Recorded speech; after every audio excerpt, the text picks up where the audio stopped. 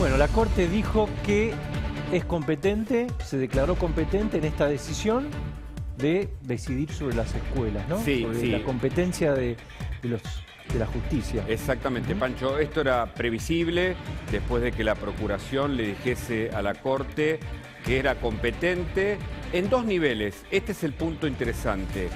Los jueces que ahí vemos detrás deben decidir en las próximas horas. Pueden decidir sobre dos niveles.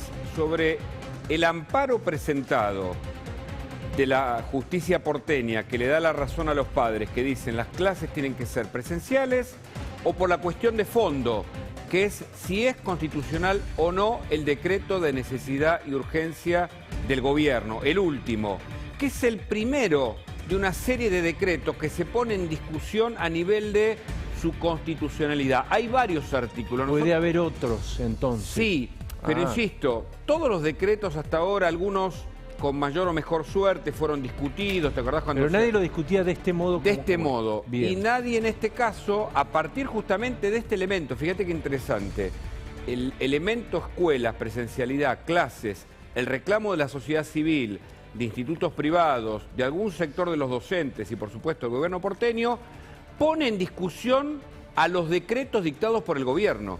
Esta es la cuestión de fondo, por eso insisto, la Corte va a decidir sobre la presencialidad de las clases, que es uno de los argumentos presentados por dos abogados que representan al gobierno porteño, o va a decidir sobre la constitucionalidad o no de este tipo de DNU. Porque si decide... La discusión es esa, se supone. Bueno, está bien, esa es la discusión de fondo, Pancho, que incluso, insisto, hombres como Sapsay, constitucionalistas, además de esa categoría, dicen es violatorio del artículo 29 de la Constitución. Lo otro puede ser opinable, lo hablábamos recién con Soledad Cuña acá. Sí, muchos dicen que este tipo de decretos, cuando restringen las libertades, incluso atentan contra el 14 de la Constitución Nacional. Hay un montón de jurisprudencia. Ahora bien, la discusión de la constitucionalidad o no, si es que la Corte decide, pone en jaque, de algún modo, otras medidas restrictivas que puedan surgir del gobierno. Por eso hay quienes dicen, seguramente la Corte va a decidir sobre la presencialidad. Ya la Procuración, es decir, el Ministerio Público Fiscal, dijo, es competente la Corte y debe decidir.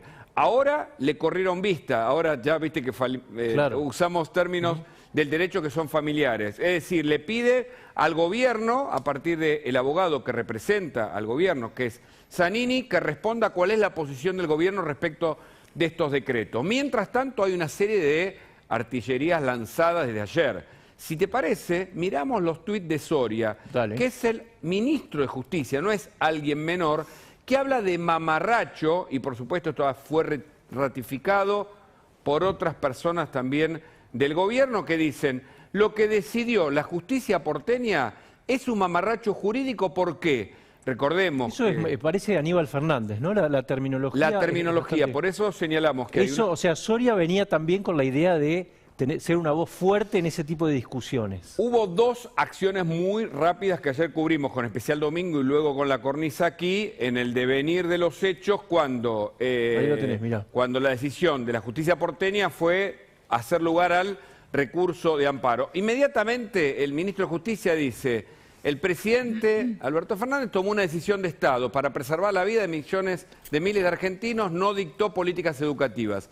Utilizar políticamente al Poder Judicial es una especialidad del macrismo, pero esta vez han ido demasiado lejos. Es decir, ellos dicen que la decisión del juzgado, en este caso contencioso y administrativo, es decir, de un nivel superior al de primera instancia, es una cuestión política. Ahora, la justicia responde a través de un fallo concretamente y el gobierno lo ataca, ese fallo. Y además dice, no solo a través de estos tuits, sino que es lo que plantea hoy Zanini, planteando también un recurso, pero en este caso la justicia federal, dice que Soria, por ejemplo, que esta medida del gobierno que pretende ser suspendida por la justicia porteña, un fuero local, es incompetente para resolver sobre cuestiones federales.